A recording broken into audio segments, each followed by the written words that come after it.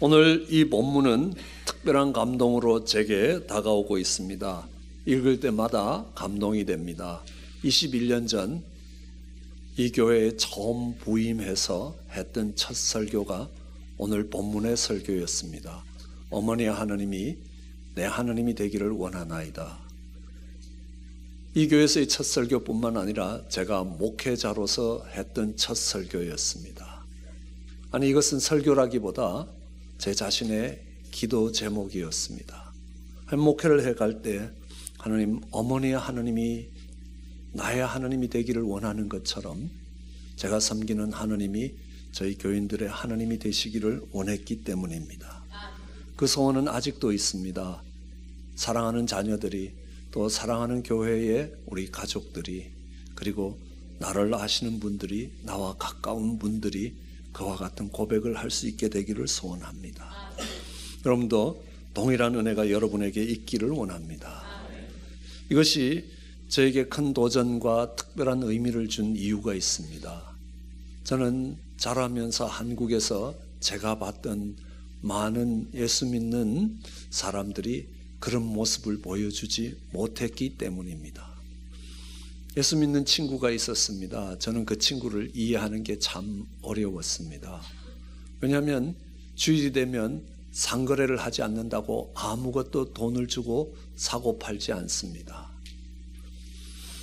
친구들과 함께 식당을 가도 그는 식당에 따라오지 않습니다. 그것은 주일을 범하는 것이라고 이야기합니다. 아무것도 사들이지 않습니다.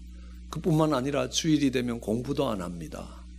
그리고 밤 12시까지 잠을 자고 12시에 일어나서 12시부터 월요일이 되면 다시 공부를 시작해서 월요일 아침 시험에 응하는 모습들을 봅니다.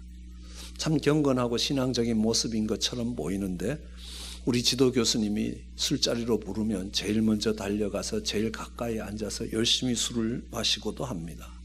시험을 치면 아주 교묘한 방법으로 컨닝을 하기도 합니다.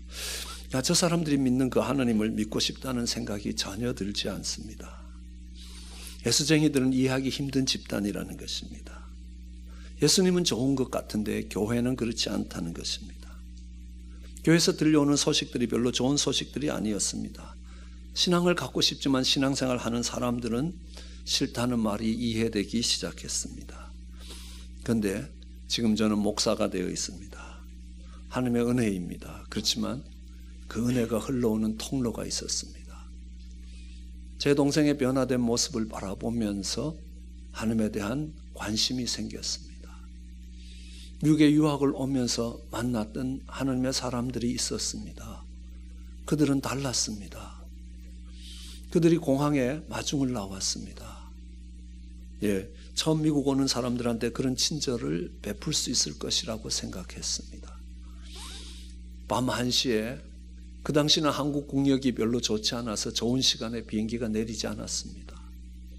밤 1시에 그 공항에 내리면 그 공항에서 오랫동안 기다려서 학생타운까지 가야 됩니다. 약 한 2시간, 2시간 반이 걸리는 거리였습니다. 타운에 도착하면 새벽 4시가 됩니다. 그러면 그 새벽 4시에 그 긴 여행길에 지쳤다고 따뜻한 음식을 마련해 놓고 기다리는 형제들이 있었습니다. 한 번도 본 적이 없는 사람들인데 왜 이 새벽 4시까지 졸리는 잠을 정말 눈을 부릅뜨면서 거기서 맛있는 음식을 해놓고 기다리느냐라는 겁니다. 주말에 도착했기 때문에 아파트를 구할 수가 없었습니다. 그곳은 주말이 되면 모든 것이 다, 모든 가게들이 다 문을 닫는 곳이었습니다. 그래서 할 수 없이 어느 분의 집에서 하룻밤을 기숙해야 됐습니다. 그런데 그분들이 조그마한 원베드에 살면서 그 침대를 내어주고 그분들이 거실에서 자는 것입니다. 나중에 저도 그렇게 해보니까 그게 참 고통스러웠습니다. 왜냐하면 화장실이 방 안에 있기 때문입니다. 화장실을 가야 되면 차를 타고 학교 화장실을 가야 됐습니다. 그런 불편함을 감수하면서 그렇게 주말을 지나도록 배려를 했습니다. 귀찮을 정도로 식사 대접을 했습니다. 그분들의 삶이 넉넉한 것 아닙니다. 맥도날드 가는 것도 한번 생각해야 되는 사람입니다. 저는 얼마 전에 그 타운에 집회를 인도하기 위해서 갔습니다. 집회를 마치자 교회에서 데니스에 가서 식사를 사주셨습니다. 아니, 이 데니스가 언제 생겼냐고 물었습니다.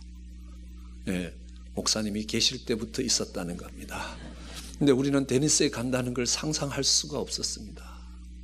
그런 비싼 식당에 거기서 3년을 넘어 지나면서 한 번도 간다는 생각조차 해보지 않고 그것이 이 타운에 있다는 것도 몰랐습니다. 학교가 시작하기 전에 학교 생활에 필요한 모든 것들을 가르칩니다. 학교에 대형 컴퓨터를 어떻게 써야 되는지 한 번도 써보지 않고 오는 사람들이 대부분입니다. 그걸 다루는 법들을 가르칩니다. 그리고 정말 귀찮을 정도로 식사를 초대하면서 그들은 기뻐합니다. 더하지 못해서 안타까워하는 겁니다.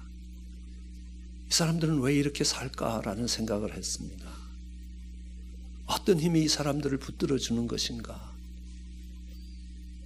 이들이 믿는 하나님이 어떤 분이시길래 이 사람들을 이렇게 바꿔놓는가? 그 하나님이 내 하나님이 되기를 원한다는 소원이 생겼습니다. 그리고 그 하나님이 저를 찾아오셨습니다. 그리고 제 인생이 변화되었습니다. 1년 동안 극진한 섬김을 받고 그 다음 6년 동안 열심히 섬겼습니다. 손해봤습니다. 그러고도 저희는 무척 행복했습니다. 어쩌면 이런 삶을 계속 살 수 있다면 그것이 우리 인생에 가장 행복할 것이라는 생각으로 목회의 길에 들어왔습니다. 그리고도 한 번도 후회하지 않도록 하나님이 해주셨습니다. 오늘 본문의 루카 나오미의 관계도 그랬습니다. 시어머니의 삶을 통해서 며느리 룻은 주님의 모습을 찾아봤습니다. 아니, 어렵고 힘든 시간들을 지나가는, 그럼 인생에서 가장 어렵고 힘든 시간이 유학 생활이기도 합니다. 그 당시만 해도 유학을 마치고 한국에 가면 인기 있는 신랑감이었지만 선을 보는 그 선 시장에서 가장 큰 악담이 유학생한테 시집가서 애 둘라라는 것이 그 시대의 가장 큰 악담이었습니다. 한국 경제가 넉넉하지 않을 때였습니다. 유학생활이라는 것은 고생스러운 시간들이라는 겁니다. 그 시간들을 지나가면서 그들이 보여주는 삶의 모습을 통해서 하나님의 모습을 찾을 수 있었습니다. 아니, 그 하나님이 내 하나님이 되기를 소원하는 겁니다. 나오미가 살았던 시대는 시대도 힘이 들었습니다. 쉬운 시대가 아니었습니다. 오늘 본문이 시작되는 1절에 보면 사사들이 치리하던 때라라고 이야기합니다. 그럼 사사들이 치리하던 때는 자기 소견에 오른 대로 했던 때였습니다. 그렇기 때문에 언제나 다툼이 있고 싸움이 있고 죽고 죽이는 일들이 끊이지 않고 일어나던 참으로 고통스럽고 피로 얼룩진 시대였다는 겁니다. 그 시대를 살았습니다. 그뿐만 아니라 개인의 삶도 참 힘들었습니다. IMF 같은 불경기가 와서 이민길에 들어섰습니다. 어쩌면 흉년을 피해갈 수 있기는 있었지만 그들이 이민 생활을 시작하면서 이방 땅에서 겪는 일들은 쉬운 일들이 아니었습니다. 얼마 되지 않아 남편이 죽었습니다. 10년이 될 때쯤 되니까요, 두 아들이 죽었습니다. 여자들이 사회생활을 할 수 없는 그 시대에 여자들만 셋이 남았습니다. 과부 셋만 남아 있었습니다. 그리고 가진 것은 다 잃어버렸습니다. 아무것도 손에 남아 있는 것이 없습니다. 얼마나 비참한 삶으로 전락했는지 모릅니다. 나오미의 삶의 어둠이 더욱더 깊어졌습니다. 그러나 이것이 나오미 인생의 마지막이 아니라는 사실입니다. 이 어둠의 고통스러운 시간을 지나가면서 그의 며느리 됐던 룻은 그 속에서 하나님을 발견하게 되는 것입니다. 룻의 눈에 비친 나오미의 삶은 룻의 기대하고 달랐습니다. 보통 사람 같으면 대부분의 사람들은 이런 형편에서 어쩌면 좌절하고 절망하고 분노 중에서 하나님을 원망하며 자신의 신세를 한탄할 줄 알았습니다. 그런데 룻의 눈에 비친 나오미의 삶은 달랐습니다. 그의 사고방식도 달랐습니다. 도대체 어떻게 우리 시어머니가 이렇게 행동할 수 있을까? 시아버지를 봤습니다. 그 시아버지의 이름은 엘리멜렉입니다. 엘리멜렉의 뜻은 하느님은 나의 왕이시라는 말입니다.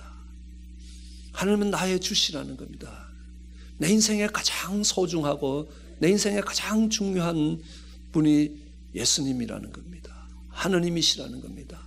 그 고백을 드리는데 그 삶을 보면 그렇지 않습니다. 사는 문제가 어려워졌습니다.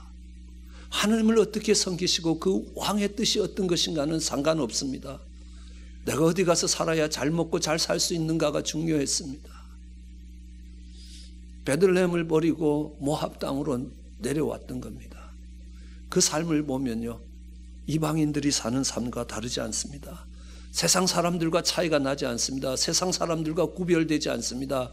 그냥 입으로 내가 하느님이 나의 왕이라고 이야기하는 것뿐이라는 겁니다. 그러나 시어머니의 삶을 보니까 달랐습니다. 환난을 지나가는 시어머니의 삶은 분명히 보통 사람들과 달랐습니다.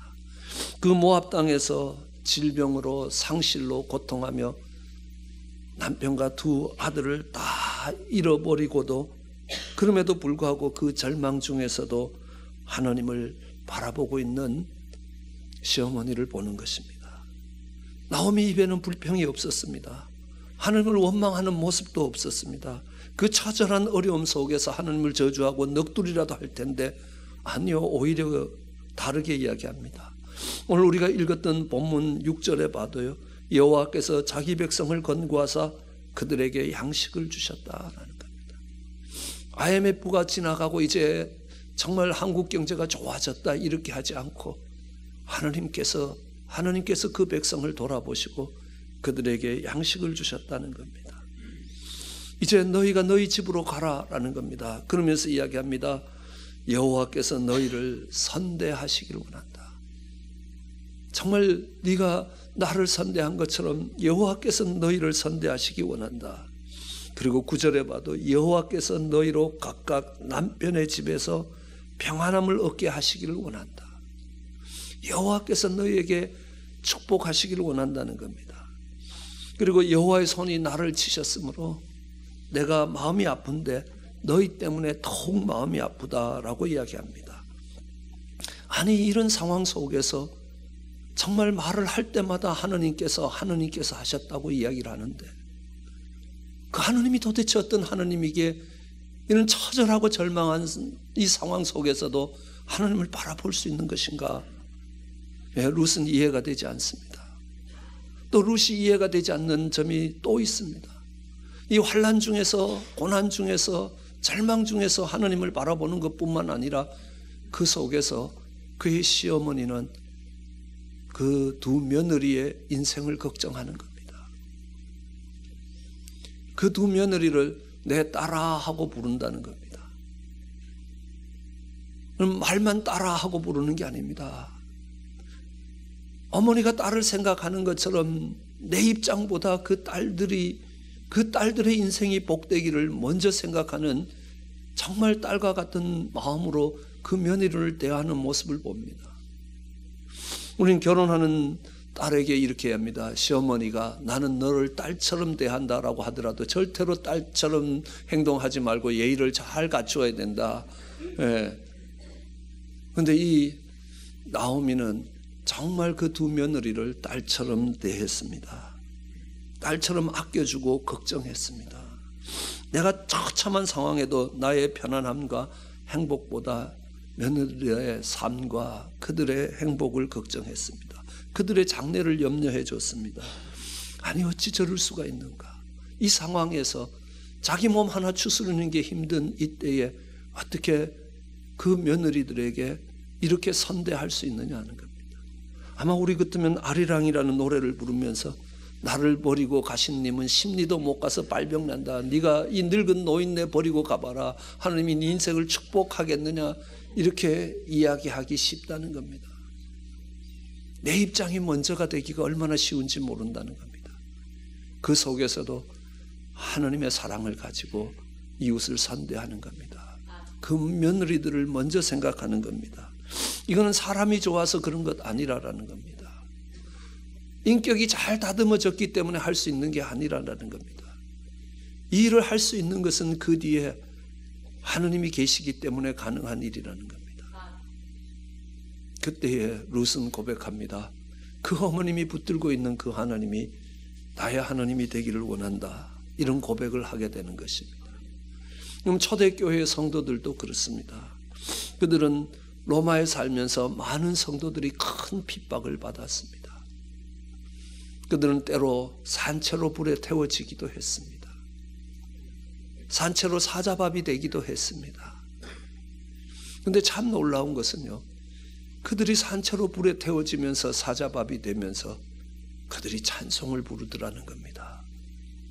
그들의 생애의 마지막에 찬송을 부르는 겁니다.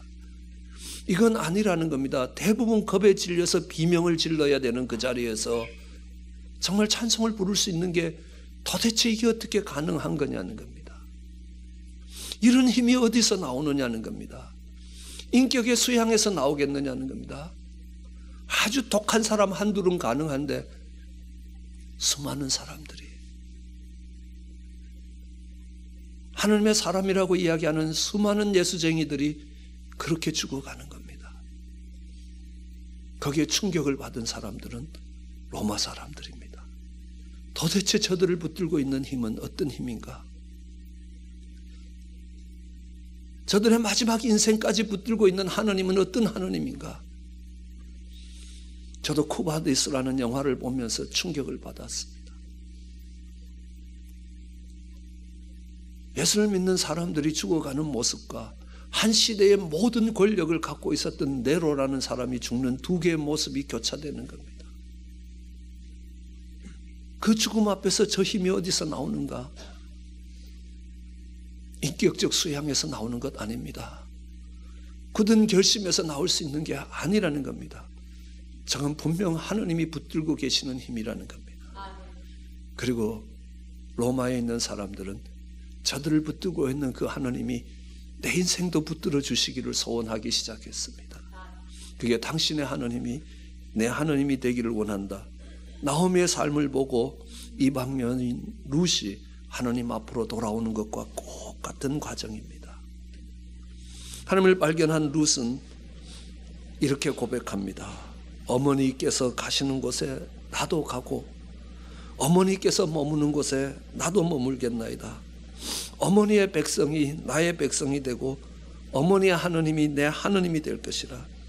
어머니께서 죽으시는 곳에 나도 죽어 거기 묻힐 것이며, 그리고 말합니다. 만일 내가 죽는 일 외에 어머니를 떠나면 여호와께서 내게 벌을 내리시고 더 내리시길 원합니다. 그럼 그 어머님이 가진 것이 있습니까? 그 어머님에서 얻을 것이 있습니까? 그 어머님을 따라간다고 장래가 밝아지는 것이냐는 겁니다. 아무것도 아닙니다. 그러나 룻이 본 것이 있습니다. 그 어머니의 인생을 붙들고 계시는 전능하신 하나님의 손이라는 겁니다. 그걸 받기에 어머님이 가는 곳에 같이 가고 어머님이 머무는 곳에 같이 머물고 어머니의 친구분이 나의 친구가 되고 어머니의 백성이 나의 백성이 될 것이고 어머니의 하나님이 내 하나님이 될 것이라. 아니, 어머님이 죽는 곳에 나도 거기서 죽을 것이라 라는 겁니다. 여러분의 며느리가 그런 고백을 할 수 있게 되기를 원합니다. 여러분의 자녀들이 여러분에게 그런 고백을 할 수 있게 되기를 원합니다. 어떤 며느리들은 시어머니가 다니는 교회 다니기가 싫어서 딴 교회를 다니거나 아니면 애처 천주교에 나가든지요. 시어머님이 가는 천국에는 안 따라가겠다는 겁니다. 시어머니 있는 곳은 지옥이기 때문이라는 겁니다. 웃을 일만은 아닙니다. 그 고백은요, 내가 하나님 백성답게 살지 못했다는 겁니다. 아니, 내 인생을 붙들고 계시는 하나님이 없었다는 이야기입니다. 그 하나님을 보여줄 수 없었다는 겁니다. 왜요? 내 인생을 붙들고 계시는 하나님이 없었기 때문이라는 겁니다. 룻의 선택은 결코 룻의 선택만은 아닙니다. 나오미의 삶의 결산이라는 겁니다. 룻은 절망적인 상황에서도 포기하지 않고 좌절하지 않는 시어머니의 모습 속에서 하나님을 바라봤습니다. 하나님을 찾았습니다. 그 고난과 역경 속에서 하나님을 바라보는 시어머니, 그 고난과 역경 속에도 하나님의 사랑을 가지고 이웃을 선대하는 모습입니다. 나 하나 내 삶 하나 추스리기 힘들 때에도 며느리부터 먼저 생각하고 내가 어떻게 되더라도 그들의 삶이 복될 수 있도록 그들의 삶을 위해서 일하는 그 나오미의 모습 속에서 룻은 하나님을 발견한 겁니다. 우리는 이런 예들을 삶 가운데서 얼마든지 찾을 수 있습니다. 헬런 켈러라는 사람이 있습니다.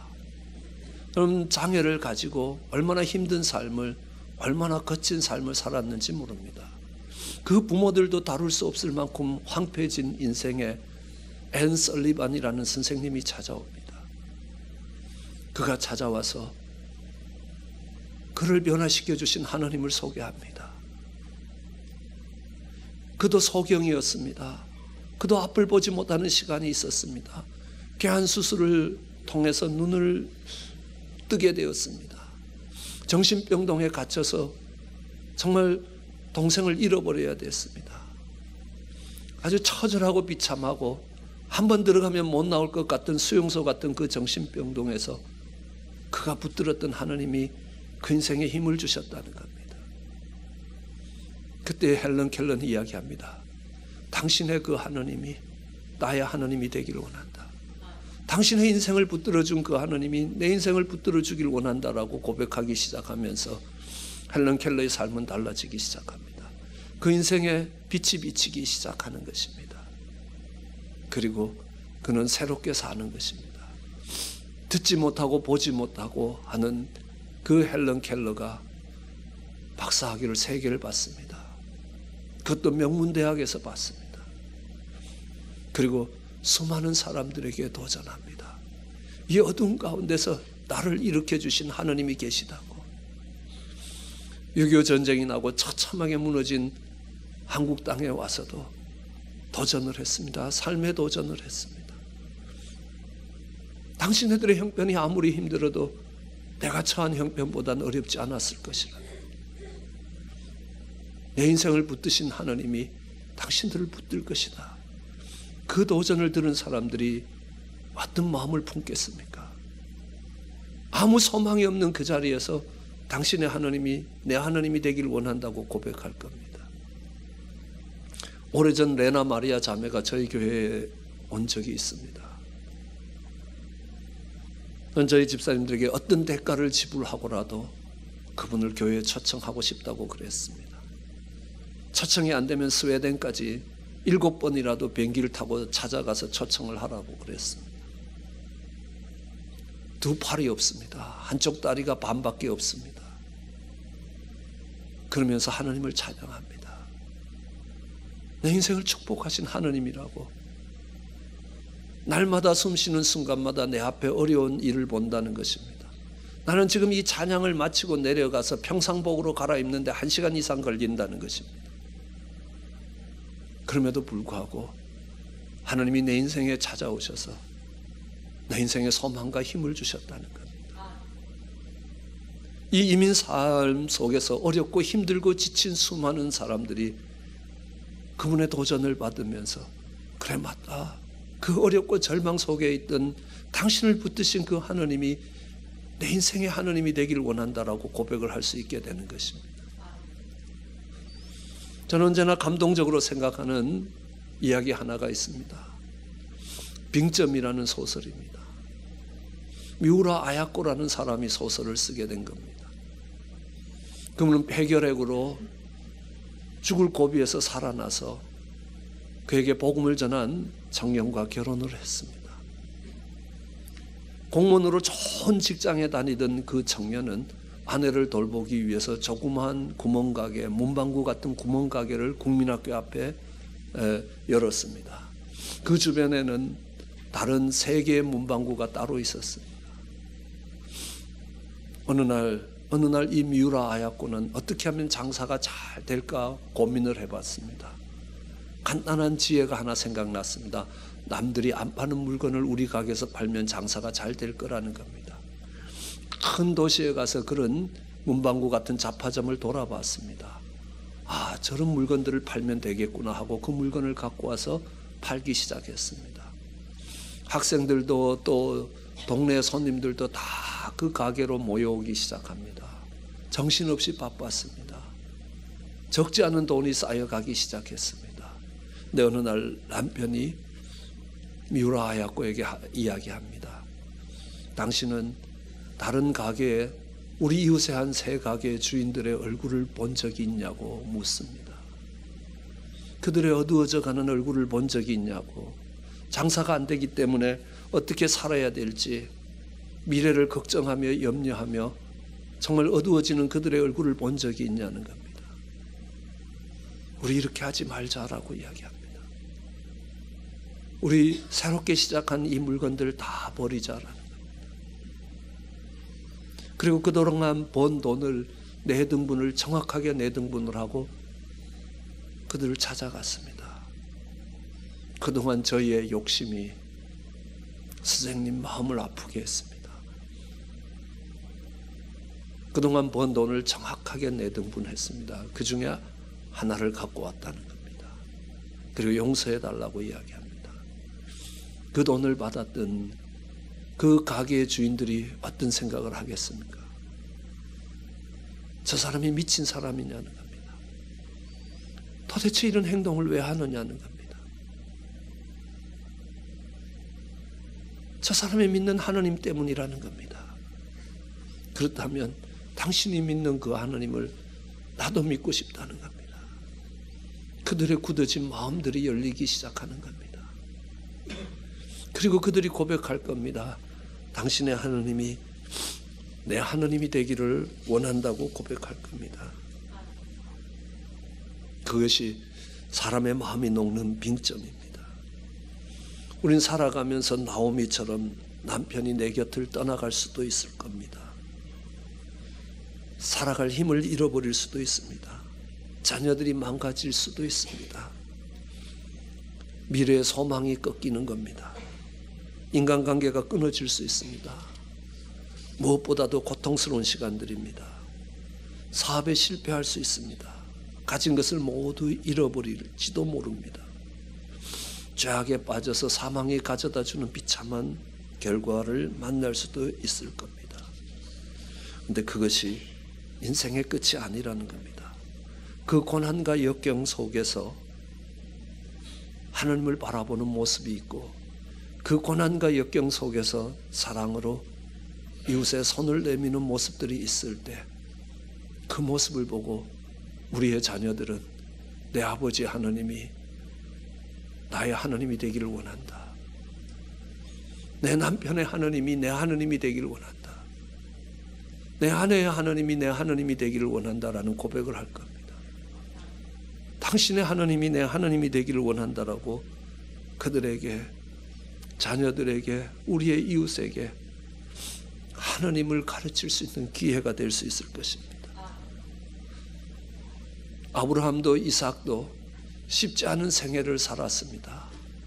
물설고 낯선 이방 땅에 와서 그 가족과 그 부족을 이끌어가는 일들이 쉽지 않았습니다.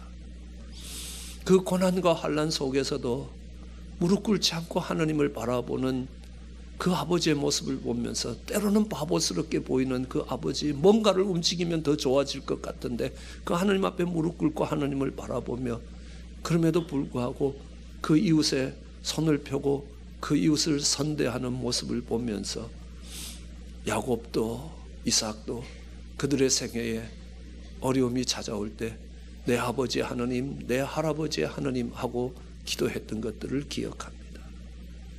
그 어렵고 힘든 시간에 그들이 무릎을 꿇고 하나님을 바라봤던 것과 그 어렵고 힘든 시간에 손을 펴서 이웃을 선대하는 모습 속에서 그들의 자녀들은 하나님을 발견할 수 있었다는 것입니다.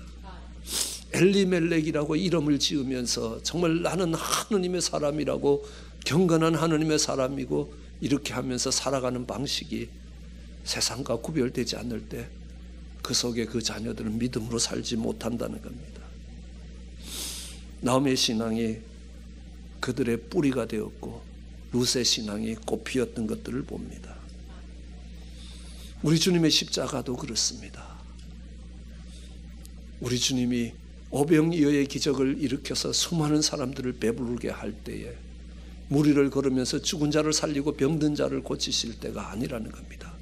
그 모습을 본 사람들은요, 어떻게 하면 그 주님의 능력을 가지고 내 욕심을 채울 수 있을까를 생각했지 그 하나님의 참된 모습을 발견하지 못했습니다.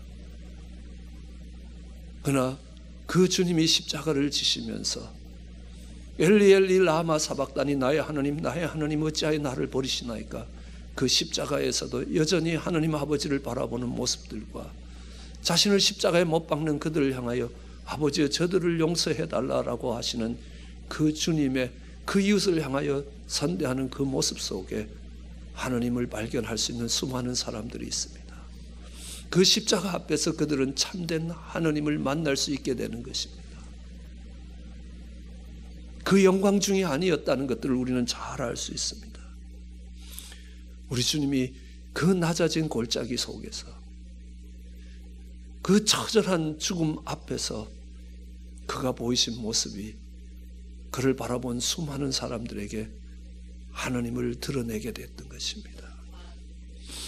룻을 통하여 하나님이 이 땅에 다윗이 오게 하셨습니다. 하나님 그 룻을 통하여 메시아가 오게 하셨습니다. 나오미의 인생이 그 비참한 곳에서 끝나지 않았습니다. 나오미의 하나님이 룻의 하나님이 될 때 룻은 존귀한 삶을 살게 되었습니다. 룻의 삶이 존귀하게 될 때 나오미의 삶도 복되었습니다. 하나님은 이방 땅 고난의 시간들을 지나가면서 여러분이 하나님을 바라보시며 그 힘들고 어려운 상황에서 손을 펴서 이웃을 염려하고 이웃을 걱정하며 이웃의 선대함을 베풀 때에 하나님 여러분을 아시는 여러분의 자녀들, 여러분의 형제들, 친구들은 그 속에서 하나님을 발견하게 될 것입니다. 그리고 여러분의 가정에서 또 교회 안에서 또 직장에서 여러분이 살아가는 세상 가운데서 믿음이 없는 세상 가운데서 당신의 하나님이 내 하나님이 되기를 원한다라는 그 고백을 들을 수 있는 여러분 되시기를 주의 이름으로 축원합니다. 기도하시겠습니다.